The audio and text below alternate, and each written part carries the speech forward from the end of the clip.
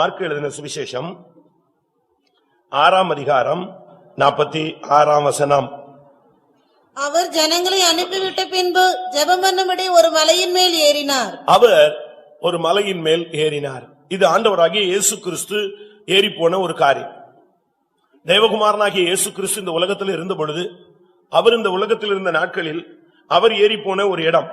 தம்முடைய சீஷர்கள் அவரோடு கூட இருந்தார்கள். 12 சீஷர்களும் கூட இருந்தார்கள். உடனே அவர்களை அக்கறைக்கு போகும்படியாக அவர் துரிதப்படுத்தி விட்டு, உடனே அவர் ஜனங்களையும் அனுப்பிவிட்டு, அவர் உடனடியாக ஜெபம் பண்ணும்படியாய் ஒரு மலையின் மேல் ஏறினார். மலையின் மேல் ஏறுகிறது என்பது ரொம்ப கடினமான ஒரு பாதை. ஜெபம் பண்ணும்படியாக ஏறினார். அருமையானவர்களே, இந்த வருஷத்துல நம்முடைய வாழ்க்கையில, இல்லாவிட்டால் இந்த வருஷம் இல்ல, நம்முடைய வாழ்நாள் முழுவதும் நாம் ஏறி போக வேண்டிய ஒரு அனுபவம் ஜெப ஜீவியம்.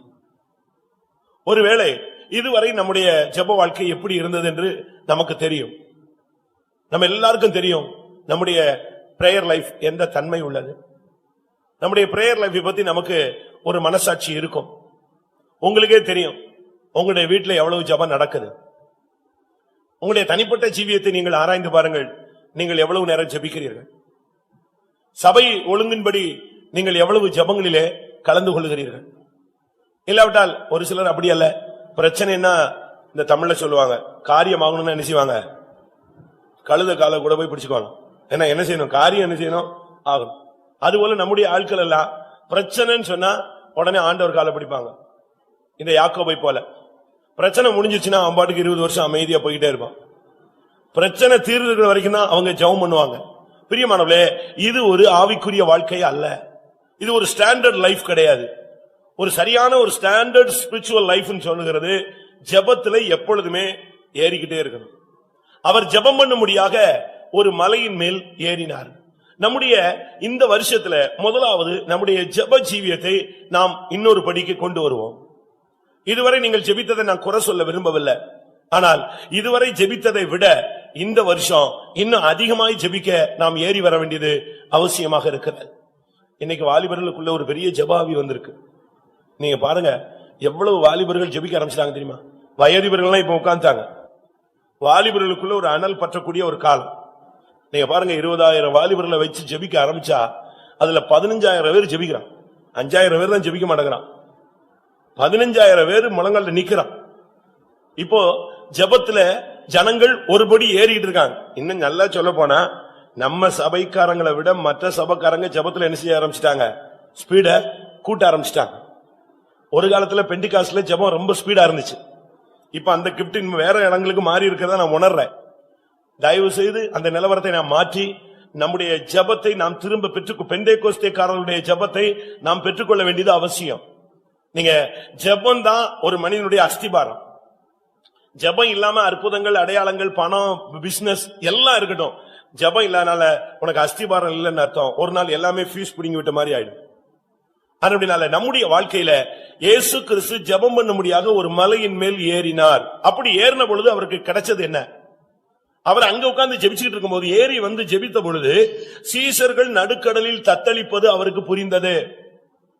உங்களுடைய குடும்பங்களில நீங்க தனியா தேவ சமூகத்துல போய் ஏறி உட்கார்ந்து ஜெபிச்சு பாருங்க. நான் ஒரு வீட்டுக்கு போனேன். அவங்க கொஞ்சம் வசதி உள்ளவங்க. விசிட்டிங் முடிஞ்சு நான் ஜெபிக்கலாமான்னு கேட்டேன். அப்ப அவங்க சொன்னாங்க, பிரேயர் ரூமுக்கு போவோம் அப்படின்னாங்க. பிரேயர் ரூமா? சரின்னு போனேன்.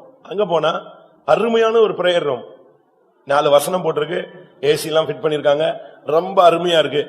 அப்ப நான் சொன்னேன், இதுல எப்படின்னு.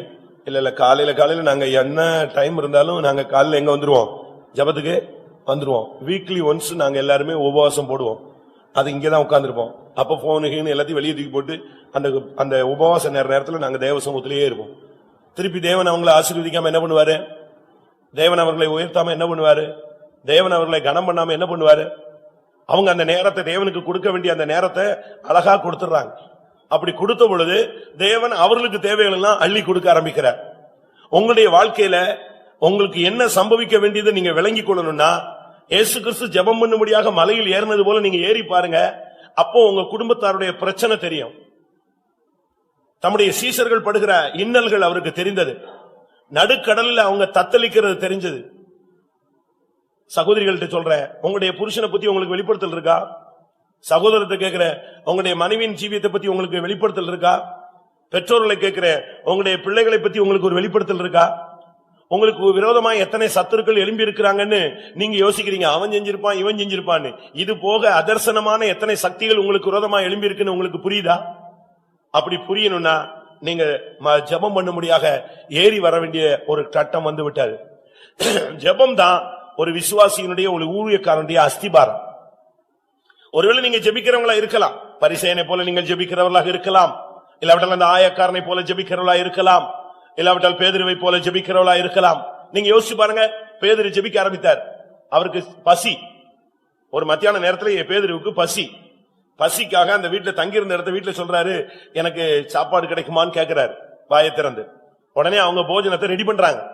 ரெடி பண்ற இந்த கேப்ல போய் அவர் ஜெபிக்க ஆரம்பிச்சிட்டார். ஜெபிக்க ஆரம்பித்த பொழுதுதான் கொர்நேலியுவின் வீட்டுல இருந்து ஆட்கள் வர்றாங்க பேதுருவை கூப்பிட. இவனுக்கு ஒரு தரிசனம்.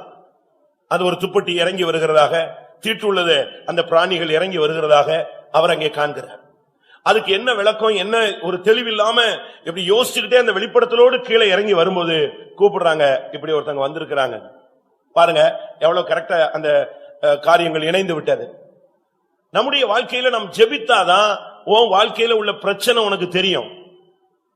உனக்கு என்ன சம்பவிக்க போது, உனக்கு விரோதமா பிசாசு என்ன பண்ணிருக்கான், தேவன் உனக்கு சாதகமா என்ன பண்ண போறாரு, அந்த காரியம் உனக்கு விளங்கும். இன்னைக்கு நம்ம அப்படி விளங்காம போறதுனாலதான் நமக்கு என்ன செய்யணும்னு தெரியல, திகைக்கிறோம். ஜெபத்துல இருந்து பாருங்க, ஆண்டவர் உங்களுக்கு அதை தெளிவா சொல்லி தருவார். கொர்நேலியு வீட்டுல உட்கார்ந்து ஜெபிக்கிறார். அவர் ரொம்ப பிஸியான மனுஷன். அவன் ஒரு 100க்கு அதிபதி. அவன் ஒரு போர் வீரன். அவன் கீழே 100 பேர் ஒர்க் பண்றான். அவனுக்கு குடும்பம் இருக்கு. இவைகளுக்கு மத்தியில அவன் பிரேயர்ல நிக்கிறான். பிரேயர்ல நிக்கும் பொழுதுதான் கர்த்தர் சொல்றாரு, நீ சீமோன்ங்கிற அந்த தோல் 17 வீட்டுல கடலோரத்துல அவன் வீடு இருக்கு, இந்த இடத்துக்கு ஆள் அனுப்பு, அங்க பேதுரு என்கிற ஒரு ஆள் இருக்கிறான், அவனை கூப்பிட்டு கொண்டு வந்து சத்தியத்தை அறிந்து கொண்டு சொல்றார். அன்னைக்கு ஜெபத்துல இருந்தனாலதான் அந்த வெளிப்படுத்தல் கிடைத்தது. இன்றைக்கு நீங்க இந்த கூட்டத்தின் மூலமாக நீங்கள் ஒரு தீர்மானம் எடுக்க வேண்டிய நேரம். பிரியமானவர்களே, ஜெபத்தில் நீங்கள் ஏறி வாருங்க. அவர் ஜெபம் பண்ணும்படியாக ஒரு மலையின் மேல் ஏறினார். ஏன் கீழே உட்கார்ந்து ஜெபிச்சா ஜெபம் கேட்காதா? தேவகுமாரன் எங்க இருந்து ஜெபிச்சாலும் கேட்காதா? அப்படி அல்ல. ஜெபத்துக்கென்று அவர் ஏறி வர வேண்டிய ஒரு பகுதியை வைத்திருந்தார். அருமையானவர்களே, நம்முடைய வாழ்க்கையில இதுவரைக்கும் நீங்க காமன் நேரம் ஜெபிச்ச ஒரு ஆளா இருக்கலாம், இல்லாவிட்ட ஒரு நிமிஷம் ஜெபம் பண்ற ஆளா இருக்கலாம். ஒரு சிலரை ஜெபிக்க சொன்னா, ஆண்டவரே எல்லாவற்றையும் நீர் பொறுப்படுத்திக் கொள்ளும் இயேசுவின் நாமத்தில், ரொம்ப பரந்த மனப்பான்மையோடு ஜெபிச்சு முடிச்சிட்டார். இப்படி ஜெபிக்கிற ஆளுங்களும் இருக்காங்க. ஒரு சிலர் ஜெபிக்க விட்டா பெல்லும் கிடையாது, பிரேக்கும் கிடையாது, அது பாட்டு போயிட்டே இருப்பாங்க, எல்லாரும் எழும்பி போயிடுவான். அப்படியும் ஜெபிக்கிறவங்களும் இருக்காங்க. ஆனா நீ உண்மையான ஒரு ஜெப ஜீவியத்தை நீங்க ஏறி வாங்க. உன் குடும்பத்தில் உள்ள போராட்டம் உனக்கு தெரியும், உன் பிரச்சனை உனக்கு தெரியும், என்னென்ன சத்துருவின் கண்ணி இருக்குன்னு உனக்கு தெரியும். நான் விசுவாசியா இருக்கும்போது இந்த பக்கத்துல இருக்கிற ஏரல்ல ஒரு கன்வென்ஷன் நடந்தது. அதுக்கு நான் வந்தேன். அப்ப என்னுடைய வயது 18. நான் வந்திருக்கிறேன். ஒரு நைட் இங்க தங்கி இருக்கிறேன். அடுத்த நாள் காலையில ஞானசான ஆராதனை அங்க ஒரு ரைஸ் மில்ல நடக்குது. அப்ப நான் உட்கார்ந்து இருக்கேன், பைபிள் ஸ்டடி நடந்துட்டு இருக்கு. நான் பைபிள் ஸ்டடியில உட்கார்ந்து இருக்கிறேன். ஒரு சத்தம், என் மகனே உனக்கு இங்கே கண்ணி விரிக்கப்பட்டிருக்கிறது அப்படின்னு. நான் போய் யூத், எனக்கு புரிஞ்சிருச்சு. அப்ப இங்க நம்ம இங்க இருந்து இடத்தை காலி பண்றது நல்லது. சரி, காலைல பைபிள் ஸ்டடி முடிஞ்சது, ஞானசானம் முடிஞ்சது, சர்வீஸ்ல போய் உட்கார்ந்தேன். கரெக்டா ஆமீன் போட்டதான் புரட்டு ஒரே ஓட்டேன். இந்த கேப்புக்குள்ளேயே எனக்கு என்ன கண்ணி இருக்குன்னு எனக்கு புரிஞ்சிருச்சு. அவர் சொல்லிட்டாரு என்கிட்ட. அதுக்கு பிறகு நான் பார்த்த ஆளுங்க, சிரிச்ச ஆளுங்க, என்னை நோக்கின ஆளுங்களை எல்லாரையும் பார்த்தேன். ரைட்டு, எனக்கு ஆவியானவர் சொல்லிட்டாரு இதுதான் உனக்கு கண்ணின்னு. அன்னையோட அப்பமே நான் கிளம்பி வீட்டுக்கு ஓடிப்பிட்டேன். எதுக்கு இதை சொல்றேன்னா, உனக்கு நீ தேவ சமூகத்தில் இருக்கும்போது உனக்கு இன்னைக்கு என்ன சம்பவிக்கணும் உன் மேப் உன் கையில வந்துடணும். இன்னைக்கு உன்னுடைய குடும்பத்தில் என்ன நடக்க போகுதுங்கிறத கரெக்டா சொல்லுவோம். அப்படி விசுவாசிகள் இருக்கிறாங்க, ஊழியக்காரங்க இருக்கிறாங்க, பைபிள் அப்படிப்பட்ட ஆதாரங்கள் ஆயிரக்கணக்கில் இருக்கு. ஆனா நாம இன்னும் அந்த அளவு பிரேயர்ல ஏறி வரல. அதுதான் உண்மை. நீங்க கரெக்டா ஏறி வந்து பாருங்க, அந்த ஜெபத்துல இன்னொரு ஸ்டெப்புக்கு வந்து பாருங்க, கரெக்டான வெளிப்படுத்தல் வரும். 17 வயதுல எத்தனையோ வருஷங்களுக்கு பின்னாக நடக்க போறது யோசேப்புக்கு வெளிப்படுத்தப்பட்டது. எல்லாரும் வந்து வணங்குவாங்க, சூரியனும் சந்திரனும் வந்து வணங்கும், நட்சத்திரங்களும் வந்து வணங்கும். கரெக்டா சொல்றாங்க. அது அப்படியே டிட்டோவா நடந்தது, அதுல மாற்றமே கிடையாது. அதுக்கு காரணம் அவனுடைய தனிப்பட்ட தேவனோட ஐக்கியம். இந்த வருஷத்துல அருமையானவர்களே, உங்களுக்கு தேவன் சொல்லுகிற வார்த்தை, உன் வாழ்க்கையிலே நடக்கிற பல காரியங்களை நான் உனக்கு வெளிப்படுத்த போகிறேன். உன்னுடைய வாழ்க்கையிலே உன்னுடைய குடும்பத்துல மறைந்திருக்கிற ரகசியங்களை உனக்கு வெளிப்படுத்த போகிறேன். சில கருகலானவைகளை நான் உனக்கு தெளிவிக்க போகிறேன். புரிந்து கொள்ள முடியாத காரியங்களை உனக்கு புரிந்து கொள்ள வைக்க போகிறேன். ஆனால் நீயோ ஏறி வந்து ஜெபிக்க வேண்டும். இருக்கிற நிலவரத்தில் உன்னுடைய ஜெபம் போதாது. இன்னும் பிரதிஷ்டை பண்ணி ஜெபம் பண்ணு. இன்னும் முழங்கால் போட்டு ஜெபம் பண்ணு. இன்னும் உபவாசம் போட்டு ஜெபம் பண்ணு. இன்னும் இருதயம் உடைந்து கண்ணீரோடு ஜெபம் பண்ணு. இன்னும் ராக்காலங்களிலே விழித்திருந்து ஜெபம் பண்ணு. இன்னும் கைகளை உயர்த்தி ஜெபம் பண்ணு. உன்னுடைய ஜெபத்துல நீ அடுத்த பகுதிக்கு ஏறி வரும் பொழுது உன்னுடைய குடும்பத்தில் மற்றவர்கள் படுகிற வேதனை உனக்கு தெரியும். மற்றவருடைய கஷ்டம் உனக்கு புரியும். சபையில என்ன நடக்க போகுதுங்கிறத கர்த்தர் உனக்கு சொல்லிடுவார். இந்த பிரச்சனைக்கு பரிகாரம் என்ன அப்படிங்கறத கர்த்தர் சொல்லுவார். இதுக்கு நீ ஒரு தீர்க்கதரிசியை தேடி போட வேண்டியதில்ல. இதுக்கு நீ இன்னொரு மனுஷனை தேடி போக வேண்டியதில்ல. இன்னொரு கிஃப்ட் உள்ள ஆளை தேடிக்கிட்டு அவன் பின்னாலேயே நீ போக வேண்டிய அவசியம் கிடையாது. நீயே தேவனுடைய மனிதன். உனக்குள்ளேயே தேவனுடைய வல்லமை இருக்கு. உனக்குள்ளேயே தேவனுடைய அபிஷேகம் இருக்கு. நீ இன்னொருத்தண்ட போக வேண்டிய அவசியம் கிடையாது. நீ உன்னுடைய முழங்கால முடக்கி இன்னும் ஒரு ஸ்டெப் ஏறி வந்து ஜெபம் பண்ணு. இன்னும் ஒரு பகுதி நீ ஏறி வா. அப்படி ஏறி வரும் பொழுது உனக்கு பல காரியங்களை கர்த்தர் அவர் வெளிப்படுத்த ஆரம்பிப்பார். மார்க்கு 3ஆம் அதிகாரம் 13, 14, 15. பின்பு அவர் ஒரு மலையின் மேல் ஏறி தமக்கு சித்தமானவர்களை தம்மிடத்தில் வரவழைத்தார். அவர்கள் அவரிடத்தில் வந்தார்கள். அப்பொழுது அவர் 12 பேரை தெரிந்து கொண்டு அவர்கள் தம்மோடு கூட இருக்கவும் பிரசங்கம் பண்ணும்படியாக தாம் அவர்களை அனுப்பவும் வியாதிகளை குணமாக்கி பிசாசுகளை துரத்தும்படி அவர்கள் அதிகாரம் உடையவர்களாய் இருக்கவும் அவர்களை ஏற்படுத்தினார். பின்பு அவர் ஒரு மலையின் மேல் ஏறினார். அங்கே அவர் கொடுத்தது தம்முடைய ஜனங்களுக்கு அதிகாரத்தை கொடுத்தார். தம்முடைய பிள்ளைகளுக்கு அதிகாரங்களை கொடுத்தார். அவர் ஏறி போயிட்டு அவர் ஒரு மலையின் மேல் ஏறி உட்கார்ந்து விட்டு அவர்களை நீங்களும் இந்த இடத்துக்கு ஏறி வாருங்கள் என்று அழைத்தார். ஒரு குறிக்கப்பட்ட இடத்துக்கு நம்ம போகும் பொழுது நமக்கு அதிகாரம், வல்லமை, வரங்கள் கர்த்தர் தருகிறார். இதுதான் தேவனுடைய திட்டம். அவர் அங்க உட்கார்ந்துட்டு ஏறிட்டார். ஃபர்ஸ்ட் அவர் ஏறி போயிட்டார். ஏறி போயிட்டு அங்கிருந்து அவர் நீ ஏறிவான்னு சொல்றார். 12 பேரும் ஏறி போனார். அருமையானவர்களே, நீங்கள் இந்த வருஷத்துல ஆவிக்குரிய காரியத்துல இன்னும் ஒரு ஸ்டெப் நீங்க ஏறி போகும் பொழுது உங்களுக்கு நடக்க போகிற காரியம் என்னன்னா, இந்த வருஷத்துல பிசாசுகளை துரத்த வரம் கொடுக்கிறார். நான் ஒரு இடத்துல ஒரு மீட்டிங் போயிருந்தேன். அது ஒரு இண்டிபெண்டன்ட் மீட்டிங். நான் வரவே மாட்டேன்னு சொல்லியிருந்தேன். ஏன்னா நம்ம போகிறது இல்ல. ஆனா நம்ம சர்ச்சுக்கு வந்த ஒரு பையன் தான் அதை ஒழுங்குபடுத்திட்டான். அவன் என்னை ரொம்ப கம்பல் பண்ணி கேட்டான். திருப்பி நான் பாஸ்டர்ட்ட கேட்டு அவன் ஃபுல் டைம் என்ன எடுக்க சொன்னா, நான் எடுக்க முடியாதுன்னு சொல்லிட்டேன். கடைசியில் அவன் 1 hour வாங்கன்னு சொன்னான். சரின்னு 1 hour போயிருந்தேன். அங்க போனா நம்ம சர்ச்சில் உள்ள ஒரு பையன், அவனுக்கு ஒரு டைம் கொடுத்திருக்காங்க, ஒரு 20 minutes டைம் கொடுத்திருக்காங்க. அதுல அவன் மீட்டிங் எடுத்துட்டு இருக்கான். அவன் ஒரு கிஃப்ட் உள்ள பையன், வாலிப பையன். அவன் நான் உள்ள போறேன், அவன் நடத்திட்டு இருக்கான். ஒவ்வொரு குடும்பத்தை பத்தியும் வரிசையா சொல்லிக்கிட்டே வரான். டான் டான் டான் டான் அடிக்கிறான். அழகாக அடிச்சு முடிச்சிட்ட பிறகு பார்த்தா, நீ யாரான்னு? நான் மவுண்ட் விசுவாசினா. அவனுடைய கிஃப்ட அவன் யூஸ் பண்றான். யோசேப்பினுடைய கிஃப்ட அவன் சிறைச்சாலையில் இருந்தாலும் யூஸ் பண்ணான். இன்னைக்கு நமக்கு எத்தனை பேருக்கு கிஃப்ட் இருக்கு? நம்ம சொல்றோம், எனக்கு அந்த கிருபை இல்ல, அந்த வரங்கள் இல்ல, அதனாலதான் அந்த பிரதர் வீட்டுக்கு போனேன், அந்த அக்கா வீட்டுக்கு போனேன், ஜெபம் பண்ணி என்ன சொல்றாங்கன்னு பாக்குறதுக்கு. ஏன் நீ ஜெபம் பண்ணு, உன் காது திறந்தா கர்த்தர் பேசுறது உனக்கு கேட்கும்ல. ஆண்டவர் சொல்றார், நீ என்னிடத்தில் ஏறி வா, நான் உனக்கு அதிகாரம் கொடுக்கிறேன். என்ன அதிகாரம்? 2 அதிகாரம். மத்தேயு 10ஆம் அதிகாரம் 1ஆம் வசனம். இதுதான் அங்க எழுதியிருக்கு. அப்பொழுது அவர் தம்முடைய 12 சீஷர்களையும் தம்மிடத்தில் வரவழைத்து அசுத்த ஆவிகளை துரத்தவும் சகல வியாதிகளையும் சகல நோய்களையும் நீக்கவும் அவர்களுக்கு அதிகாரம் கொடுத்தார். இது சீஷர்களுக்கு கொடுத்த அதிகாரம். நாம் எல்லாருமே சீஷர்கள். மத்தேயு 28ஆம் அதிகாரத்துல கடைசியில பார்க்கும் பொழுது, நீங்கள் போய் சகல ஜாதிகளையும் சீஷராக்கி, சீஷத்துவத்துல தான் நம்ம இப்ப உட்கார்ந்து இருக்கிறோம். அப்படியானால் ஒரு ஊழியக்காரனுக்கு தான் பிசாசு துரத்த முடியுமா? இல்ல ஊழியக்காரனுக்கு தான் வியாதிகளை குணமாக்கும் அதிகாரம் கொடுத்திருக்கிறாரா? அப்படி அல்ல.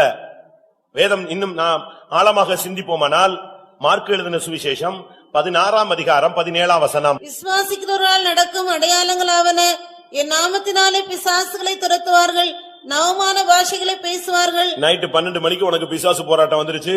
இனிமே பிரதர் 100 கிலோமீட்டர் தள்ளி இருக்கிறாரு, அவர் வர்ற வரைக்கும் இந்த பிசாசு வந்துட்டு முட்டிக்கிட்டே இருக்கும். நீ உட்கார்ந்துட்டு பாஸ்டர் வாங்க பாஸ்டர் வாங்கன்னு கேட்டுட்டு இருப்பியா?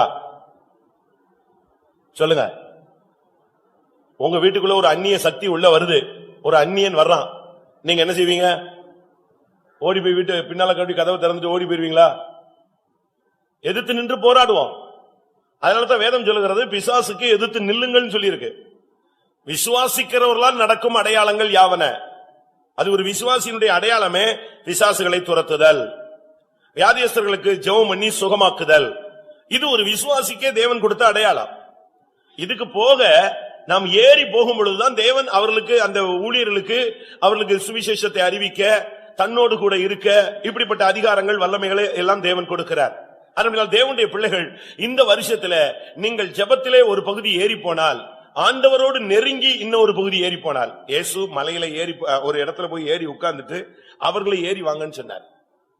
இயேசுவோடு நீங்கள் நெருங்கி வரும் பொழுது, ஆண்டவருடைய ஐக்கியத்தில் நீங்கள் இன்னும் ஆழமாய் இறங்கி வரும் பொழுது, நமக்கு நடைபெற சம்பவம் என்னன்னா, கர்த்தர் இந்த வருஷத்துல உனக்கு அதிகாரங்களை கொடுக்கிறார், கிருபைகளை கொடுக்கிறார். நீ ஜெபிக்கும் பொழுது அதுக்கு பரலோகத்திலிருந்து ஆமென் என்கிற ஒரு சத்தம் உண்டாகும். நீ ஜெபிச்ச உடனே அந்த ஆவி அந்த மனுஷனை விட்டு விலகி போகும்.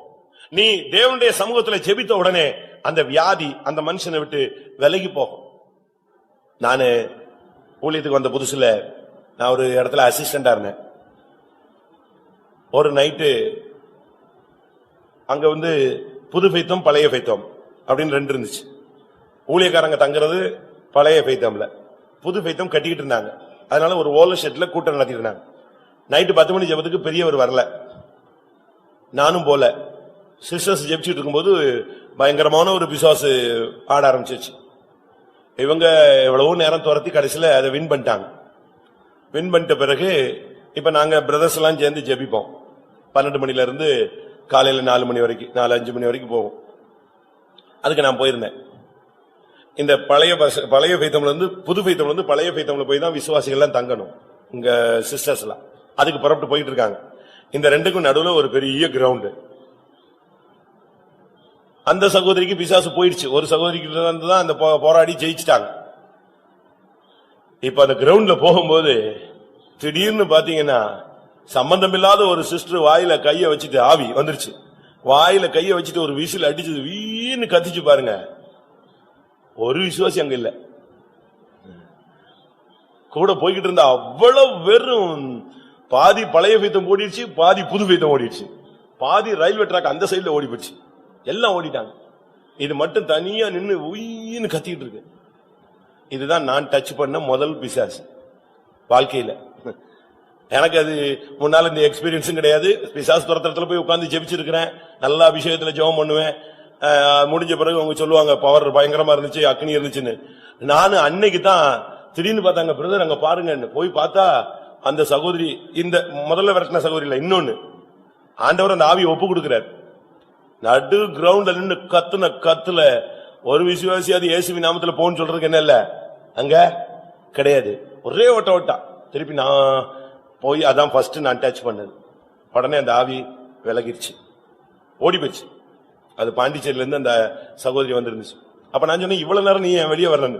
இவ்வளவு நேரம் நான் தம் பிடிச்சு பார்த்தேன், என்னால முடியல, ஆவியானவர் என்னை ஒப்பு கொடுத்துட்டாரு. அந்த ஆவி சொல்லு, நீங்க ஆண்டவரோடு நெருங்கி வந்தா வியாதி குணமாகும், பிசாசு ஓடும். இதுக்கு இன்னொரு ஆளை நீங்க தேடி போக வேண்டிய அவசியமே இல்லை. வைத்தியனே உன்னை நீயே குணமாக்கிக்கொள். இந்த வருஷத்துல உனக்கு கர்த்தர் நீ ஏறி போனா உனக்கு கிஃப்ட் தர்றாரு, அதிகாரம் கொடுக்கிறார், வல்லமை கொடுக்கிறார், ஆளுகை கொடுக்கிறார். சத்துருக்கள் மத்தியில ஒரு பந்தியை உனக்கு ஆயத்தப்படுத்துவார். இது தேவன் உனக்கு கொடுக்கிற ஒரு உரிமை. விசுவாசிகளோடு நடக்கும் அடையாளங்கள் யாவன? அவர்கள் பிசாசுகளை துரத்துவார்கள். நீங்களே இயேசுவின் நாமத்துல போன்னு சொல்லணும். ஒரு பிரச்சனை வந்துருச்சு, பிசாசு வந்துருச்சுன்னு சொன்னா இயேசுவின் நாமத்துல போ.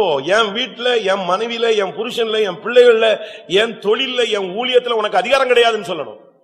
ஏனென்றால் எந்த வல்லமைக்கு நம்ம என்ன கிடையாது, உரிமை கிடையாது. சத்துருவின் சகல வல்லமைகளை மேற்கொள்ள முடி நான் உனக்கு அதிகாரம் கொடுக்கிறேன், அவைகளில் ஒன்று உன்னை சேதப்படுத்த மாட்டாது. ஆனால் நீ ஒன்று செய்யணும், ஏறி வர வேண்டிய ஒரு டைம் இருக்கு. ஆண்டவர் சொல்றார், இங்க ஏறி வாருங்கள். தன்னிடத்தில் ஏறி வர அவர்களை அழைத்து அவர்களுக்கு அதிகாரத்தை கொடுக்கிறார். இந்த வருஷத்துல ஆண்டவருக்கும் உனக்கும் நல்ல ஒரு ஐக்கியம் இருக்கணும், ஒரு இணைப்பு இருக்கணும், ஒரு தொடர்பு இருக்கணும். ஆண்டவரோடு நாம் நெருங்கி வரும் பொழுது நமக்குள்ள இருந்து தேவனுடைய வல்லமை தானா வெளியே வரும். அற்புதங்கள் தானாய் நடக்கும், அதிசயங்கள் தானாய் நடக்கும். இன்னைக்கு எத்தனை பேர் அதை விசுவாசிகள் ஒரு அல்லேலூயா சொல்லுங்க பார்க்கலாம். இந்த வருஷம் கர்த்தர் உன்னை ஏறி வரும்படியாக சொல்லுகிறார். ஒன்று, ஜெபத்தில் நீ ஏறி வர வேண்டும். இரண்டாவது, ஆண்டவரோடு நெருங்கி வரும்படியாக நீ ஏறி வர வேண்டும். அப்பொழுது உனக்கு தேவன் அதிகாரத்தையும் வல்லமையும் கொடுக்கிறார். 1 சாமுவேல் 14 அதிகாரம் 10 வசனத்திலே பார்க்கும் பொழுது, யோனத்தானும் அவனுடைய ஆயுததாரியும் சத்துருவை எதிர்க்கும்படியாக அவர்கள் ஒரு செங்குத்தான மலையிலே ஏறி போகிற ஒரு தன்மையை நாம் பார்க்க முடியும். அப்படி ஏறி போகும் பொழுது அவன் சொல்றான், 2 பேரும் போறாங்க. யோனத்தானும் அவனுடைய ஆயுததாரியும் சத்துருக்களுக்கு மத்தியில இறங்கி யுத்தத்துக்கு போகிறதுக்கு ட்ரை பண்றாங்க. ஒரு பகுதியில சவுலின் பாளையம் இருக்கிறது, எதிர் பகுதியில பெலிஸ்தருடைய பாளையம் இருக்கிறது. 2 பேரும் ஒவ்வொரு இடத்துல நின்றுட்டு இருக்காங்க, ஸ்டாண்ட் பண்ணிட்டு இருக்காங்க. யுத்தம் எப்போ நடக்கும் தெரியாது. இந்த நேரத்துல யோனத்தான் சொன்னா, நீ வா. ஆயுததாரிய கூட்டிட்டான், நீ வா, நம்ம 2 பேரும் போகணும். நாம் 2 பேரும் போய் அந்த குறிக்கப்பட்ட இடத்துல போய் நிப்போம். அவங்க ஏறி வாருங்கள்னு சொல்லிட்டாங்கன்னா அதுதான் அடையாளம். என்ன அடையாளம்? அவர்களை தேவன் நம்முடைய கையில், வாசிங்க 1 சாமுவேல் 14:9-10 வாசிங்க. நாங்கள் உங்களிடத்துக்கு வருமட்டும் நில்லுங்கள் என்று நம்முடைய சொல்வார்களானால் நாம் அவர்களிடத்துக்கு ஏறி போகாமல் நம்முடைய நிலையிலேயே நிற்போம்.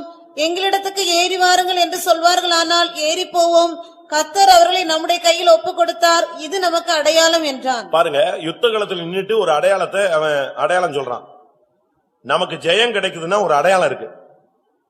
யுத்தகலம் அங்க ஒரு பகுதியில சத்துரு உட்கார்ந்துட்டு இருக்கிறான், ரொம்ப ரெடியா நின்னுட்டு இருக்கிறான்.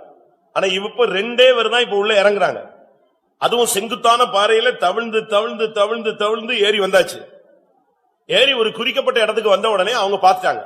அப்ப இவன் சொல்றான், நில்லுன்னு சொல்லிட்டான்னா நம்ம தோத்துட்டோம், முடிஞ்சு போச்சு. ஏறி வான்னு சொல்லிட்டான்னா நமக்கு என்ன கிடைக்குது? ஜெயம் கிடைக்குது. இதுதான் நம்முடைய வெற்றியின் அடையாளம். நான் இதை எதுக்கு சொல்ல வரேன்னா, இந்த மெசேஜ் எடுக்கும் போது என் மண்டே ஆவியானவர் எனக்கு சொன்னதை உங்களுக்கு சொல்றேன். எந்த சத்துருவை பத்தி நீ பயப்படுறாயோ அந்த சத்துருட்ட இருந்தே இந்த வருஷம் உனக்கு பாசிட்டிவான பதில் வரும். எத்தனை பேர் விசுவாசிக்கிறீங்க? அதுதான் தெய்வம். உனக்கு விரோதமா யார் எழும்பி இருக்கிறானோ, யார் என்ன பண்ணணும்னு தீர்மானிச்சிட்டானோ, உனக்கு விரோதமா அவன் குழிய வெட்டிட்டானா. ஆனா கர்த்தர் இப்ப இந்த வருஷத்துல செய்ய போறது என்னன்னா, உனக்கு விரோதமான சத்துருவே உனக்கு சாதகமான பதில அவன் வாயிலிருந்து வரும். நான் அப்படி எத்தனையோ இடத்துல பாத்திருக்கேன். தேவனுடைய பிள்ளைகளுக்கு விரோதமா பேசும்படியா கூட்டு வருவாங்க. இங்க வந்தவனே அவன் என்ன செய்ய மாட்டான், அப்படி பல்ட்டி அடிச்சு நம்ம ஜனத்துக்கு மத்தியில நின்று என்ன செய்வான், பேசிட்டு போயிருவான். இவங்களுக்கு விரோதமா பயங்கரமா எழுப்பி கொண்டு வருவான். இங்க வந்த உடனே அவன் வந்து நிப்பான், உங்களுக்கு விரோதமாவா வந்தாங்க, சரி சாரி நான் போயிடுறேன்பா. இப்படி எத்தனையோ இடத்துல நடந்தது நம்ம வேதத்திலையும் பார்க்க முடியும், உலகத்திலையும் பார்க்க முடியும். இங்கே இவன் சொல்றான், வெற்றியின் அடையாளம் என்ன? சத்துருவா இருந்தாலும் அவன் உன்னை ஏறி வரத்தான் சொல்றான். ஒரு இடத்துல ஒரு பிசாசு துரத்தும் போது அந்த பிசாசு சொல்லுது, எனக்கு பிரேயர் பத்தாதே. எப்படி பிசாசு சொல்லுது? பிசாசு ஜெயிக்கிறதுக்கு அவ்வளவு பேரும் போட்டு ஜெபிச்சுட்டு இருக்காங்க. அல்லேலூயா ஆமென்ங்கறான் ஒருத்தன், பிசாசு முழங்கால் நிக்கிறான், ஒருத்தன் கை வைத்திட்டு இருக்கான். அது சொல்லுது, எனக்கு துரத்துற அளவுல இன்னும் எனக்கு என்ன வரல, பிரேயர் பத்தாது, குறைஞ்சிருக்குங்குது. பிரேயரை கூட்டுங்குது. யார் சொல்றது?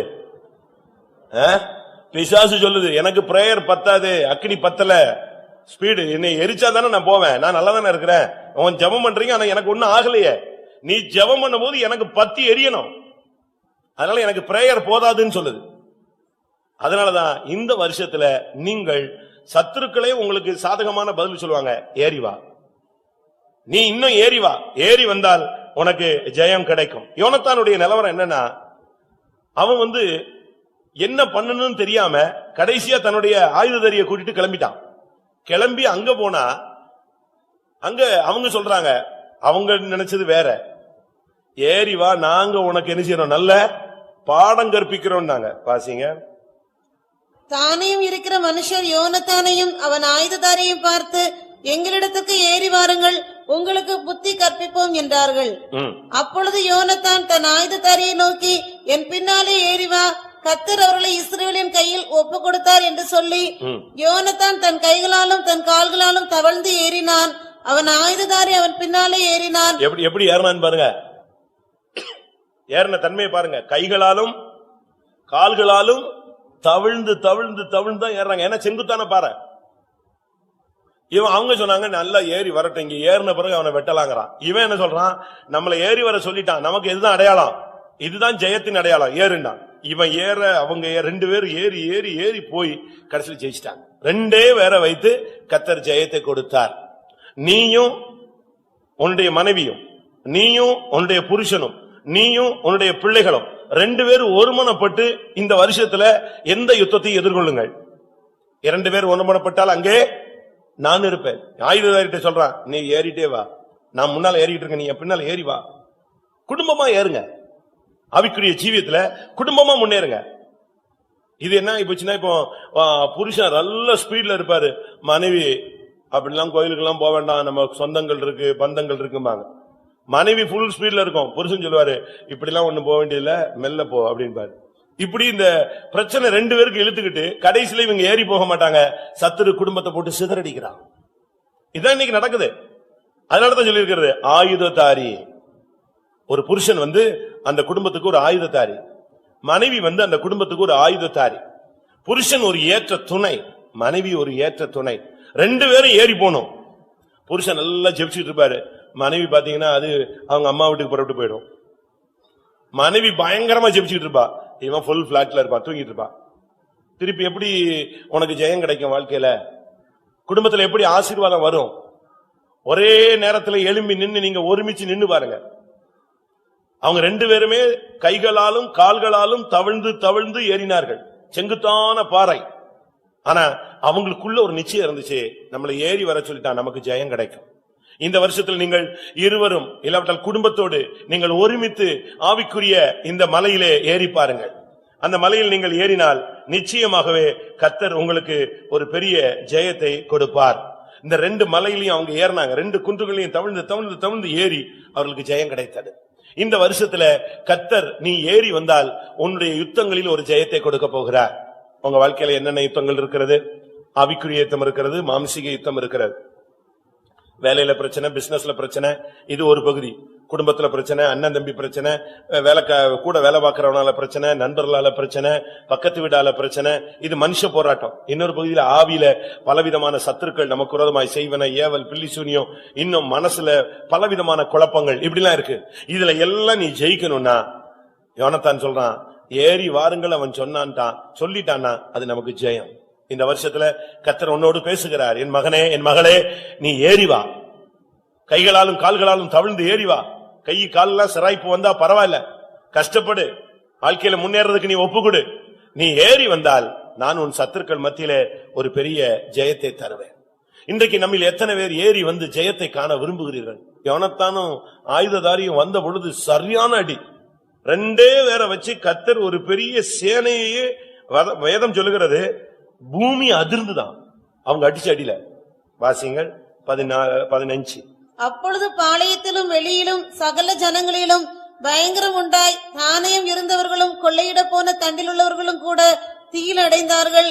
பூமியும் அதிர்ந்தது, அது தேவனால் உண்டான பயங்கரமாய் இருந்தது. எப்படி இருக்கும் பாருங்க, ரெண்டு பேர் அடிச்ச அடியில தேவன் ஒரு பெரிய பயங்கரத்தை கொண்டு கொண்டார். நீங்க ரெண்டு பேரும் ஒருமித்து பாருங்க, நீங்க அருமையா இந்த வாழ்க்கையில முன்னேறி போகலாம். தயவு செய்து குடும்பத்தில் இருக்கிறதான கசப்புகள், குடும்பத்தில் இருக்கிற பிரிவினைகள், குடும்பத்தில் இருக்கிறதான கசப்பான வேர்களை தயவு செய்து இந்த வருஷத்துல நீங்கள் பிடுங்கி எடுங்க. உங்களுடைய பிள்ளைகளுக்குள்ள ஏதாவது கசப்புகள் இருந்தா அதெல்லாம் சரிப்படுத்துங்க. மனைவிக்குள்ள இருந்தா அந்த கசப்பை வெளியே எடுங்க, புருஷனுக்குள்ள இருந்தா அதை வெளியே எடுங்க. உங்களுக்குள்ள கசப்புகளை வச்சுக்கிட்டே நீங்க வாழ்க்கையில பயணப்பட்டீங்கன்னா நீங்க ஜெயிக்க முடியாது. கசப்பை நீங்க சரிப்படுத்தாத பட்சத்தில் நீங்க ஏறி போக முடியாது. நீங்கள் சத்துருக்கள் கையில இந்த வருஷம் ஒப்பு கொடுக்கப்படக்கூடாது. சத்துருக்களை கர்த்தர் உங்கள் கையில் ஒப்பு கொடுக்க வேண்டும். அப்படியானால் நீ ஏறி போக வேண்டிய ஒரு தன்மை இருக்கிறது. அந்த ரெண்டு மலைகளிலும் அவர்கள் குன்றுகளிலும் சிகரங்களிலும் ஏறினாங்க. ஏறினதுனாலதான் பயமே கிடையாது, அவனுக்கு நிச்சயம் வந்துருச்சு. ஏறி வாருங்கள்னு வார்த்தை கிடைச்சிருச்சு. அந்த இன்னொரு மலையில இருந்து ஒருத்தன் சத்தம் கொடுக்கறான், ஏறி வாருங்கள். எவ்வளவு அருமையான ஒரு வார்த்தை. இவன் அதைத்தான் எதிர்பார்த்தா அப்பதான் ஜெபிச்சுட்டு நிக்கிறான். தன்னுடைய ஆயுததாரியை பார்த்து சொல்றான், ஏறி வாருங்கள்னு சொன்னான்னா நமக்கு ஜெயம். அடுத்த வார்த்தை எங்க இருந்து வருது? அடுத்த வார்த்தை என்ன வருது? ஏறி வாருங்கள். அருமையான ஒரு வார்த்தை. இந்த வருஷத்துல அருமையான தேவனுடைய பிள்ளைகளே, நீங்கள் உங்களுடைய ஆவிக்குரிய யுத்தங்களில் ஜெயிக்கும்படியாக கர்த்தர் உங்களை ஏறி வரும்படியாக அழைக்கிறார். அப்போஸ்தலர் 1 அதிகாரம் 13 வசனம். அவர்கள் அங்கே வந்தபோது மேல் வீட்டில் ஏறினார்கள். அதில் பேதுருவும் யாக்கோபும் யோவானும் அந்திரேயாவும் பிலிப்பும் தோமாவும் பர்தலமேயும் மத்தேயும் அல்பேயுவின் குமாரனாகிய யாக்கோபும் செலோத்தே என்னப்பட்ட சீமோனும் யாக்கோபின் சகோதரனாகிய யூதாவும் தங்கியிருந்தார்கள்.